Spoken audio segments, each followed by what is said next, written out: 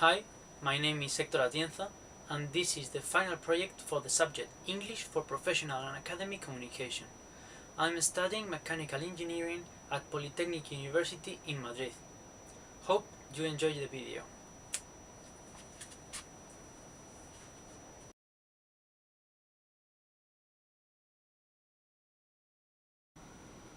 Do you know why Formula 1 cars are not as faster as the last year? Formula 1 is one of the most expensive championships in the world. This is not weird because we are talking about the top competition in racing.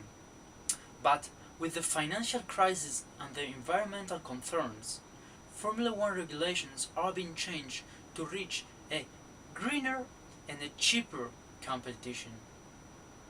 I've been watching Formula 1 for more than 10 years, and this is the biggest change in the last decade. I'm going to explain you what has changed in Formula 1 in technical terms. I'll divide this presentation depending on each part I'm going to explain: aerodynamics, braking and tires, and the engine. We are back to the 80s. We are in a new turbo era, but with a huge improvement in safety. Let's start with aerodynamics.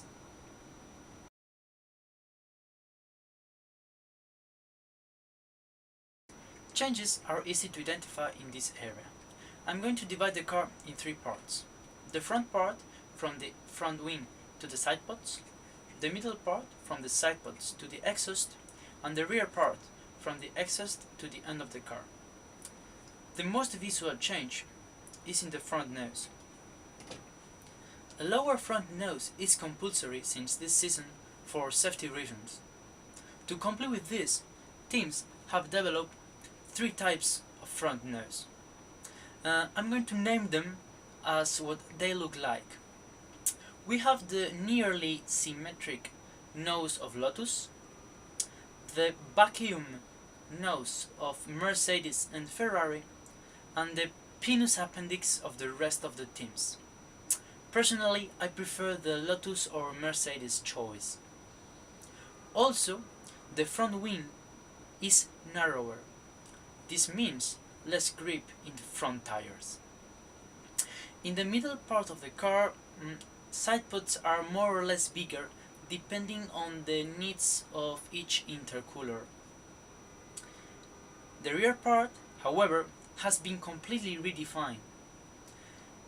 Exhaust gases cannot blow to the diffuser anymore. Now, exhaust manifold is in a taller and in the centerline position in the car.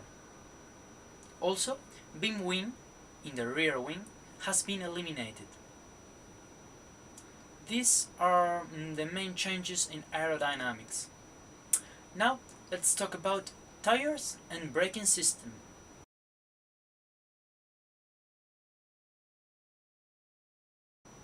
Pirelli, the official tire supplier, has increased the hardness of all its compounds.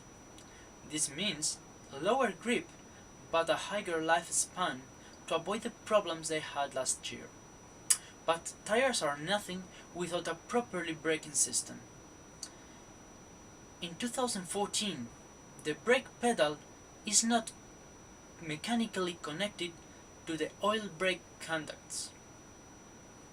When the driver presses the pedal, an electrical signal is sent to a servo pump that presses the pad to the ceramic disc.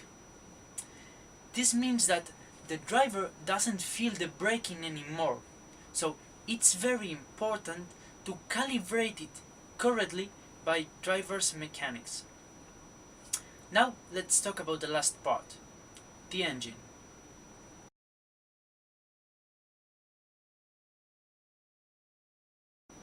The engine, well, we cannot talk about the engine anymore. Let's say power unit.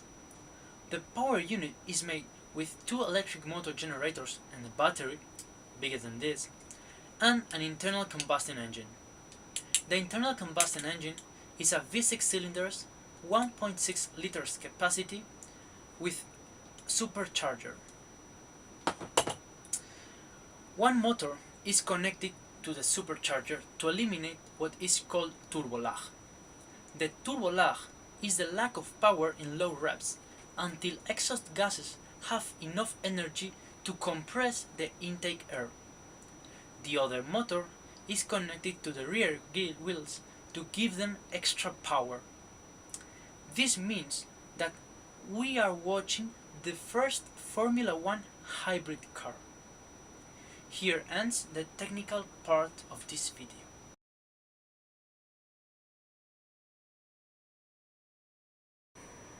But are these changes making a slower Formula One?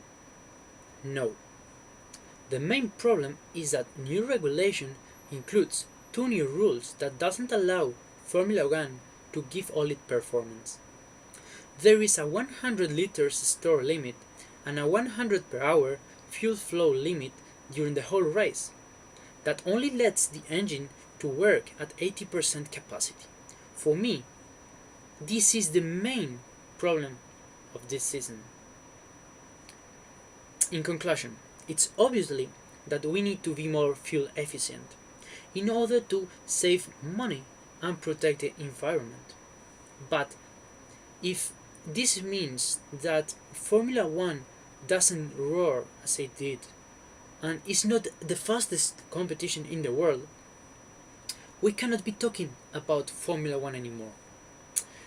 I hope that this brief explanation has helped you to understand what is new in Formula One and what concerns Formula One fans. Thanks for watching.